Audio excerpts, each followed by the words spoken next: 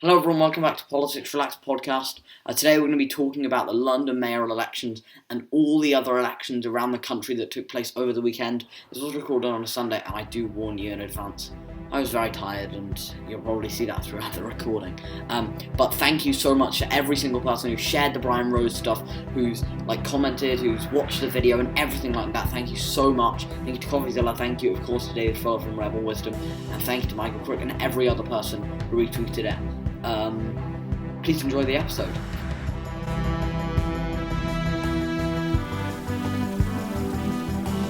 Does anybody want to start with their thoughts on kind of the Scottish referendum as a whole and what that means for the future of the Union? Well, I am half Scottish, and up in Scotland, there is a massive divide between those who support independence, those who obviously support unity. And it's really difficult to tread the line between the two because they're obviously two totally polarising issues. And it's been quite clear that the SNP and the Greens have formed this independence majority in the Scottish Parliament, something that disappoints me, but I'm glad that we stopped the SNP majority by itself. Even if it was only one seat, that would have given them a very strong mandate, I think, for an independence referendum. What I'll talk about for a second is that I was very pleasantly surprised by the performance of the Conservatives up in Scotland, retaining 31 seats when they were polling at around 22, 23 seats was a fantastic result. And it proved that by using your party list vote, you can stop an SNP majority by voting for the Scottish Conservatives with that vote, which is fantastic. It was unfortunate, I think, to see Labour make losses to the SNP. But what we did see it play out in Scotland was a lot of unionist tactical voting, which was brilliant. So some unionists voting for Labour in constituencies where Labour were more likely to win, and voting for Tories where the Tories were more likely to win. And then when it came to the party list vote, doing different things, I think it was a good tactic, and we stopped that SNP majority. The Greens made gains, the SNP made gains on the constituencies. Let's not forget that. But when it comes to the actual voting share, I think it's a much more even picture between the independents and the unionist parties. In the constituency vote, 49% backed pro-independence parties. So that's only 49%. And given that the constituency votes are the ones where the SNP dominate, I think that that's a good sign for the unionist parties. In the list vote, by the way, it's 50.1%, although that was because of the success of the Greens rather than the success of the SNP. When it comes to the future, obviously the SNP are now going to make these demands for a second referendum. It's very unsurprising. My personal point of view is that we need to really focus on coming out of the pandemic at the moment. I think that that's what the Scottish people want. Those who I talk to appear to want that. I think that's one of the reasons why Nicola Sturgeon has got re-elected, for that security to maintain the roadmap coming out of the pandemic, just like all of the governments have succeeded across the UK. So once that's achieved, I think perhaps we can address this question. If there appears to be strong independent support maintaining even through after the pandemic, perhaps it may be something that we have to do. But I personally believe that we should not have it less than a decade after the last one, which is obviously in 2014. So perhaps after 2024, then we can have another one if there has been a mood change. It was obviously disappoint me greatly to see Scotland leave. Yeah, I think you pick up on a few key points. I just want to explain to people who don't know about the list vote and how it works in Scotland. So in Scotland, they have both a first past the post system and a they have a proportional representation and a first past the post system. So you vote for your constituency vote, and then there is this list vote that Cameron referred to there, which is basically in your area. You also vote for another party that can be the same party or a different party. And each party, they count up the list vote, divide it by the amount of seats they already have in that region of Scotland, and then they give 8 seats. And every time you get a seat, your share is divided by 2, and then they count the first 8 parties and divide it by 2 every single time they get a seat. So it's quite a complicated system, but I thought it was important to clear up there. So that's why tactical voting, I think, is extremely important in the Scottish vote for Holyrood. So that's what we saw, especially on unionist sides. for people wanting to keep the union together. They voted Labour in like Labour areas and Conservative, even if they supported the other party.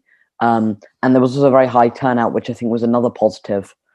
Does anybody else want to kind of talk about the results that we saw in Scotland?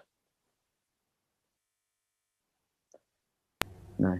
Well, following on from the last point, I'd like to ask Cameron. Cameron, would you believe that the Scots deserve a second chance at a referendum following Brexit?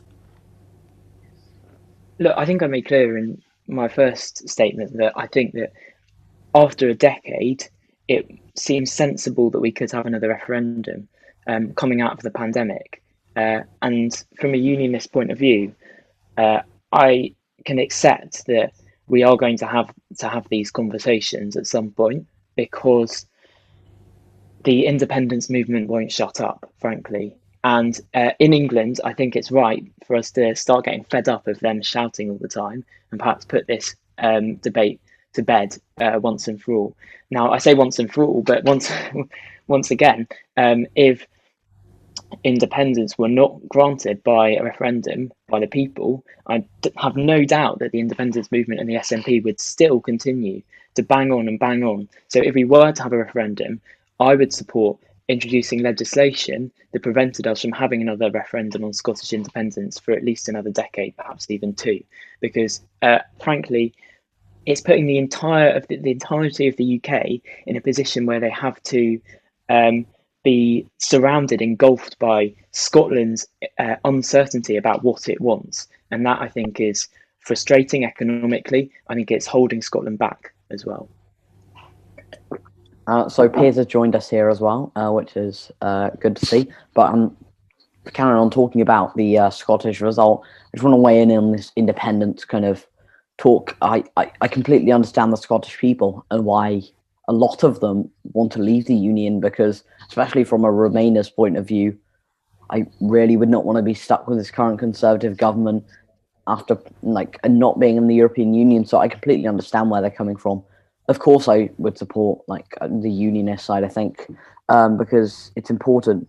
But I understand the Scottish people's frustration with this Conservative government. We've had them for the last 10 years. Well, the thing about the EU with Scotland is that, yes, they vastly majority voted for Remain up there, but even if they got independence, they wouldn't be allowed in the EU for a good while. I mean, it takes forever for countries to even apply, and for a new country like Scotland, with a questionable economic situation, I mean, the EU just wouldn't accept them immediately, and I don't know if Scotland could survive on its own without the EU for such a length of time. Sturgeon did say that leaving the UK would come with its problems, but they are willing to take those problems on and sort them out one by one. If independence does come, it will be hard for them, but I think the opinion for the SNP is, in the beginning it might be difficult, but they see some long-term gains in the future, and that's just something that they're hoping to look for. Sounds just one thing to add on very, very quickly, sorry, is that we're seeing in the last few weeks support for independence falling. My hope is that this will continue, and that the Scottish people continue to see the benefits of remaining part of the UK. From those that I talk to, many still do, but some feel as though they are being left behind, and it's important that we can find a way to force the SNP government to invest in these really important things that they've been forgetting, like drug deaths. For example, a big mistake of the SNP government of the last decade. Yeah, I think there are plenty of those sorts of problems that the SNP have encountered over their many years now of government.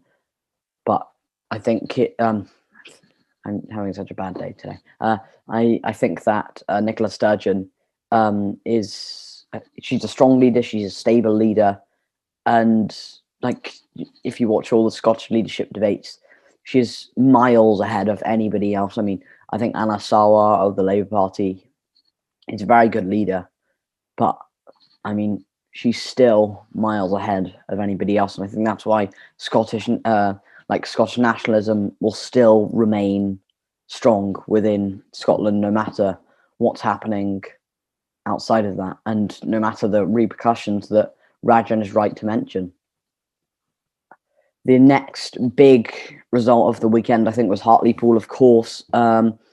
Labour lost it by a considerable margin, and that has some big impacts, I think, on the Labour Party and their strategy.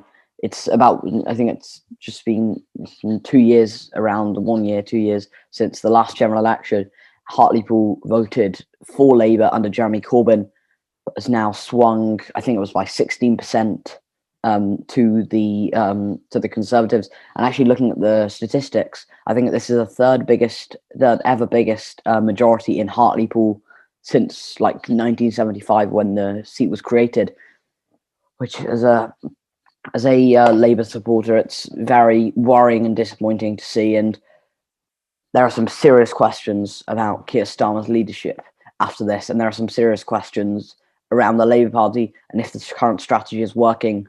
For me, something has got to change after this weekend. I mean, we haven't talked about it yet, but the council results as well have been very poor for Labour. They've been bleeding results to the Green Party, to the Lib Dems on kind of their more left-wing voter support, and they've also been bleeding votes to the Conservative Party. So it's a very concerning time to be somebody who's supporting Labour, and my worry is the Labour Party are not going to win for a very, very long time. There's so many other deep problems within the Labour Party, within the Red Wall votes.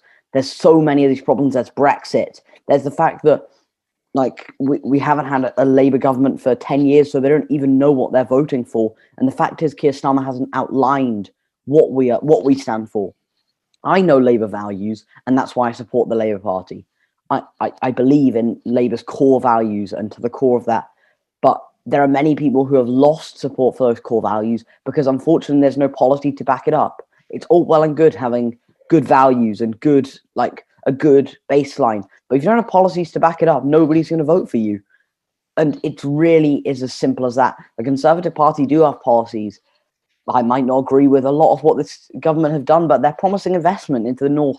And look, Labour can't match that, of course, because they're not in government. So it's always they're always going to be put on a back foot as to this. But I feel like we're going to go round in circles if we keep attacking Keir Starmer, if we keep attacking Jeremy Corbyn. The left, the more centrists were attacking Jeremy Corbyn, and that's one of the reasons why we didn't win in 2019. But now in 2021, we're all the more left-wing factions of the party are attacking Keir Starmer. I'm not telling you Keir Starmer's a good leader. And that's not what I've just said. I've said he's not doing a good job at the minute. And I stick by that. But now, unfortunately, isn't the time for us to stand by and say, look how bad our own party is doing. Everybody else is doing that already. We don't need to do that for them. I mean, we need to get behind, I'm going to make this point time and time again throughout this recording, I feel. But there's nobody better, really, in the Parliamentary Labour Party. I'd love to have Andy Burnham as a leader, but he's not an MP, and he won't be an MP for another 3 or 4 years. So we've got to work with what we've got, and what we have is a very weak set of people inside the Labour Party.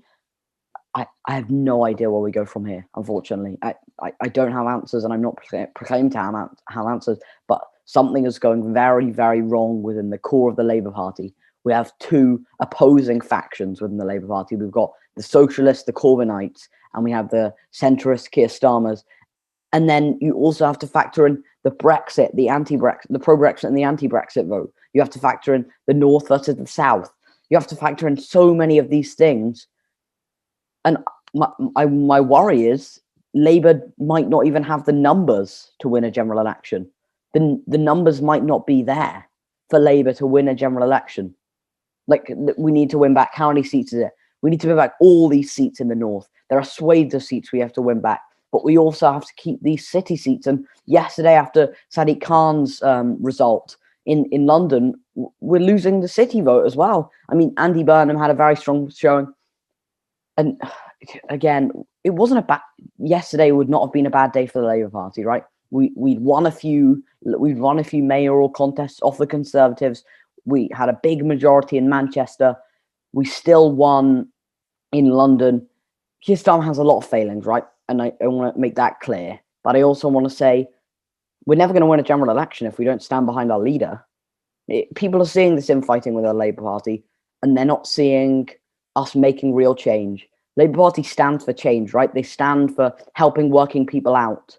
But what do they see now? They see infighting within the Labour Party, and that's the exact opposite of what we need to be portraying right now. Promising. What was on the ballot? Because to me, it didn't seem like anything was on the ballot for Labour. What you said there at the end as well. I mean, Labour, for the last few years at least, they've been lacking real proper policies and something that people can get behind. I mean, if Labour wants a socialist leader, they have to kind of look a little bit towards the Greens, I think. But, you know, they don't really have anything better than what Labour do. And with the Northern, like, you know, it used to be seen as the typical Labour area. I mean, Tees Valley and Hartlepool, two that have been lost by Labour in the last few years. And Hartlepool, which is 1974, we can see they've held like a stable percentage lead. And then when you go to 2021, it wasn't even a small Conservative win, it was 23 points. And that's something that makes you think, what have Labour actually done in these areas? And it's nothing. They haven't really done anything to help drive their message across compared to what the Conservatives have really been promising. And we've seen as well, like, sorry, what's it? Yeah, they've been punished in leave areas because they haven't really made up their mind on Brexit. They've like kind of been like switching sides about it. And, you know, areas that might be pro-Brexit would be hesitant possibly to vote for Labour because, oh, what if they don't want to do Brexit? And then the same, I think, applies on the other sides. But now we're past Brexit and they're still losing these seats, which proves that the hesitancies remained. And yeah, I mean, I think Brexit is a big part of this, but it's not the only part of this, right?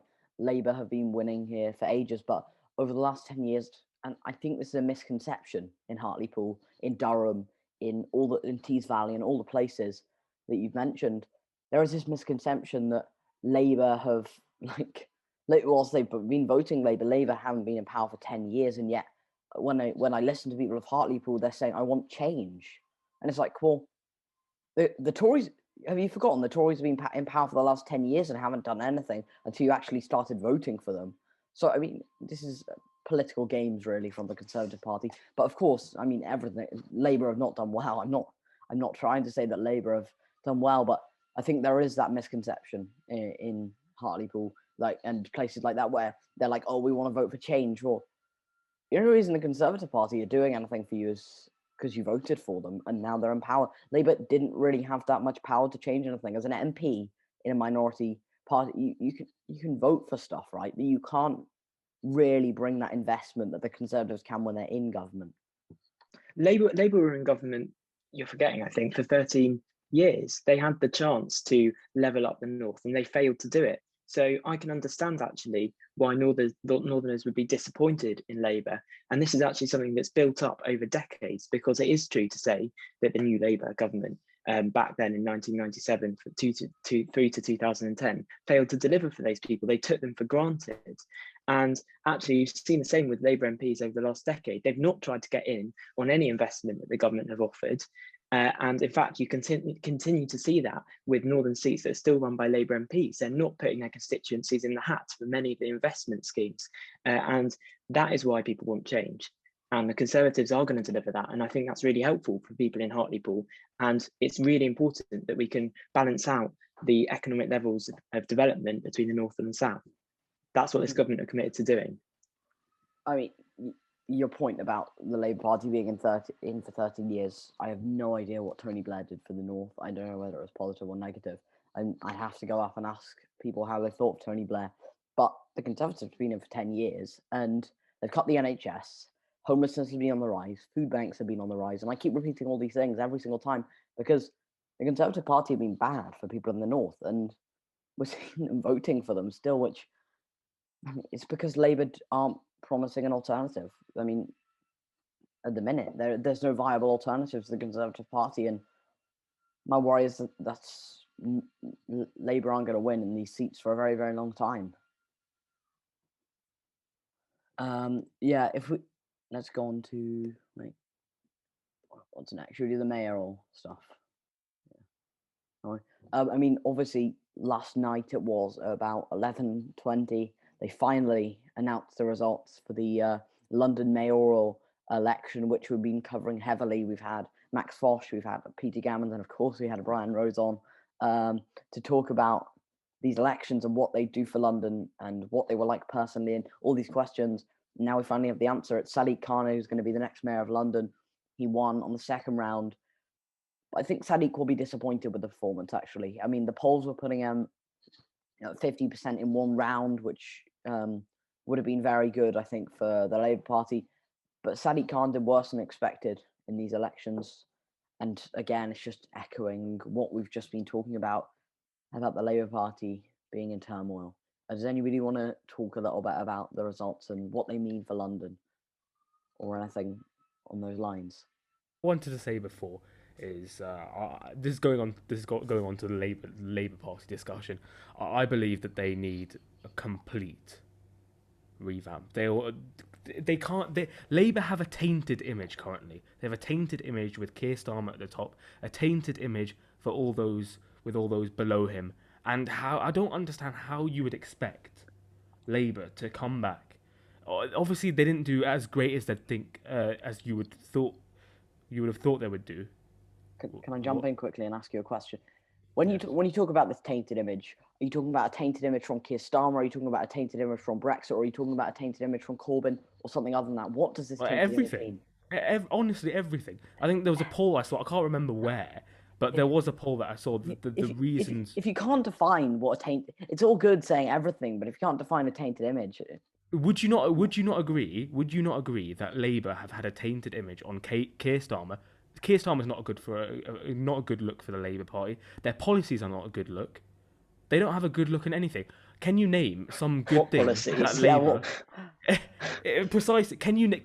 Felix? Can you name three good things that Labour are doing right now? Doing right now. Yeah. As I've said, I've lost confidence in the current Labour Party. Yeah, exactly. That's what I said. They have a complete tainted image. I disagree with your point, though, about the tainted image, because I think this is one of the only things Keir Starmer has been doing, and he's tried to push the Corbyn stuff, push the Brexit stuff away. Whilst that might not have worked, at least you can see some sort of movement on that area of things. He's been talking about this new leadership. I don't think the new leadership has come in yet, it seems. I don't think the policies are there to back up this message of new leadership, sorry. But I disagree. I think that Keir Starmer, this is one of the only good things he's doing at the minute, and that's working towards a new image for the Labour Party. And I don't think that's a negative thing.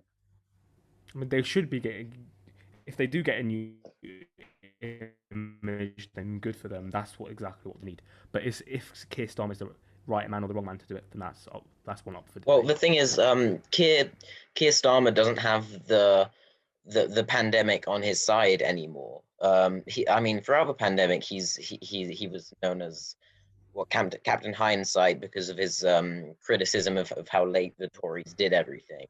But as the pandemic draws to, I say this prematurely, but as the pandemic draws to a close, he doesn't have that platform to criticize the government anymore, and instead he has to switch to more real, more partisan things.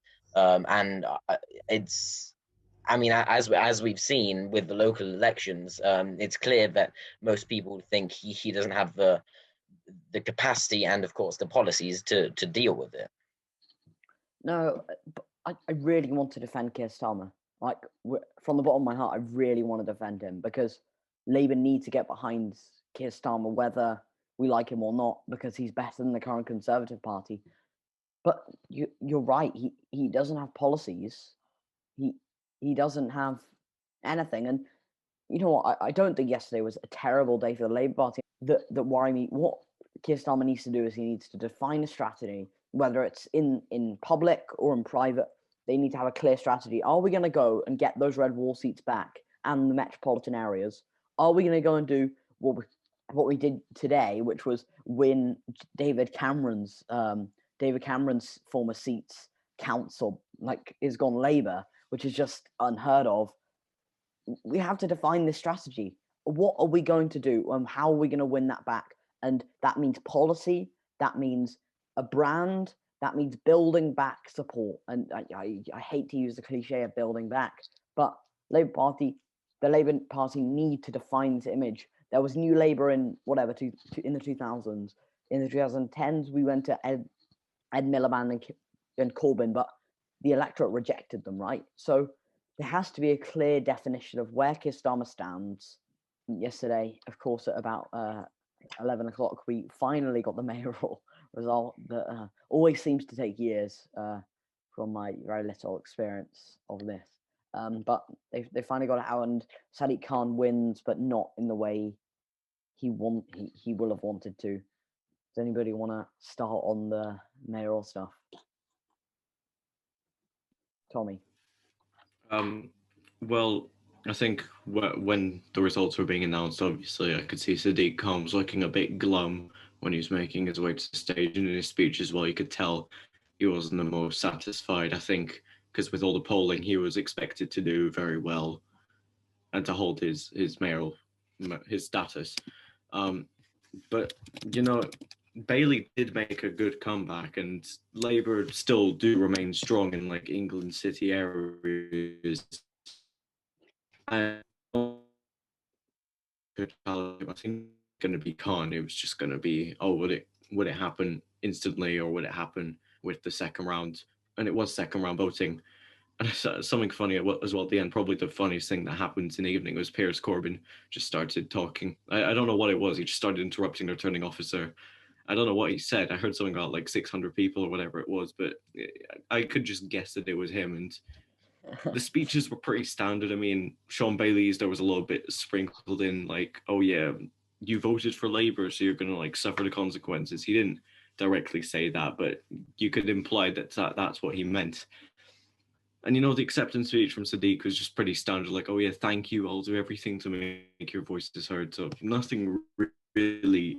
On your point about acceptance speeches, I disagree. I think like Sadiq Khan, it wasn't standout. It wasn't what Andy Burnham did yesterday, which was a really good speech. But I mean, Sean Bailey, it was evident that it was a victory speech turned into a defeat speech. I mean, if you watch it back, he's like, "Thank you everyone for voting me. I appreciate that so much." It sounded like an acceptance speech to me. So, yeah, there you go. Well, I mean, surely he wasn't really expecting to win at any point. I think anyone who's a realist would have thought that it would have been a fairly easy win for Sadiq Khan. I think in the end, it kind of proved to be. The results, although they seemed positive for Sean Bailey, were not massively up from the 2016 performance. But nonetheless, it was good to win two new constituencies from Sadiq Khan on the mayoral race, and then one from Labour on the assembly race. Now, when it comes to Sadiq Khan, I'm not a fan. We know that in 2020 there were over 10,000 rough sleepers on the streets. We know that according to Met Stats, Sadiq Khan's tenure as mayor has overseen the number of annual knife crime offences nearly double, and that's just over a 4-year period. We've seen TfL need to be bankrolled multiple times in order to survive. And look, I'm worried that London may continue down these pretty dangerous trends over the next 4 years. But to be honest, I think that what really needs to be shown is proper leadership. Some of the things that Sadiq Khan has said in the past, he said that once that he'd rather invest in future Daves and Stormzy's than future victims of crime, which is absolutely horrific, frankly. And if Sean Bailey had said that, for example, I'm sure he would be slaughtered. So what we need to do, I think, is look into the future. We need to hopefully support Sadiq Khan to, in whatever way he can, bring these numbers of knife crime offences down, to come up with some sort of housing policy, because we know that he doesn't have one at the moment, to deal with the 10,000 people sleeping rough in London, which is, by the way, 6 times higher than the average proportionately across the rest of the country, and to hopefully finance TfL so it doesn't have to be hundreds of millions of pounds worth of government money that is spent on bankrolling it every time it goes bankrupt. I think that's happened 3 times in the last couple of years. I understand that the pandemic hit, but it was happening before then as well.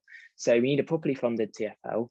I'm disappointed that Sean Bailey's policies aren't going to be implemented, like the Housing First policy that's close to eradicated homelessness in Finland. I think policies like that, as well as his policy for 100,000 houses for £100,000 each, was very positive. They were forward thinking, forward looking, and I'm sad we're not going to get them. But as I say, we need to work with Sadiq Khan to hopefully improve London and make sure that it retains its status as, in my view, the best city in the world. I mean, why don't the national level then, the Conservative government, implement these amazing policies? Well, the Conservative government, actually, the government, they have to keep on bankrolling TfL when Sadiq Khan bankrupts it. It's the Conservative government that are investing in 20,000 police officers, and also I would add, Sean Bailey would have bought 8,000 new police officers, although some of them already including those 20,000 the government are promising. I think 4,000 were. It's still 8,000 new police officers. I don't think we're going to get that necessarily from Sadiq Khan. He hasn't made any pledges in that area. So yes, the Conservative government is actually working, but the fact is that I think Sadiq Khan is holding London back at the moment, which disappoints me. Rose, I mean, let's talk about Brian Rose. I think he got 31,000 votes in the end, and I hope soon enough our video can overtake that in views. We're on 28,000, 27,000. So hopefully we will manage to beat Brian Rose's score as mayor. Yeah, that would be fantastic. Stick one up to him. That's what I say. That was one of the there were a few positives, I think, from this campaign, and it was mainly all the silly people who were running lost quite badly. Lawrence Fox, thank God he didn't get his deposit back. Brian Rose, I got a statistic here. It cost him £50 per vote. And finally, another one this is more a disappointing one to end on, is anti-lockdown, anti-COVID people who ran and people who are like ending all lockdowns and things like that. Those more anti-COVID people got 5% of the vote, which is quite worrying. I mean, thank you everybody for watching this video. Please like, subscribe. If you haven't followed our Instagram or our Twitter, they'll be linked in the bio. And go and read one of our articles on our website. Thank you again to everyone for sharing the article and for watching this video. Cheers.